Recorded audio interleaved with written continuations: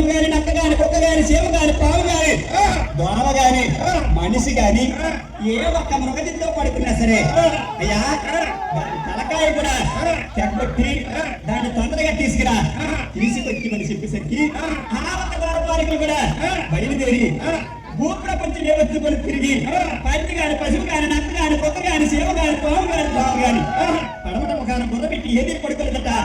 అటువంటి సమీకరణంలో కూడా గజమైనటువంటి ఏనుగుడు స్వార్థం తక్కువ తన శరీరం మీద తనకు స్వార్థం లేకుండా పడమట ముఖాన్ని బుర్రబెట్టి పడుకుందటయ్యా. ఒక ఏనుగు తలకాయను కూడా ఖండించి ఆనాడు శంకరుడు చెప్పినటువంటి ఆజ్ఞ ప్రకారంగా తెచ్చారట. అప్పుడు కట్టెతో నరికినటువంటి వేలుగు తొండాము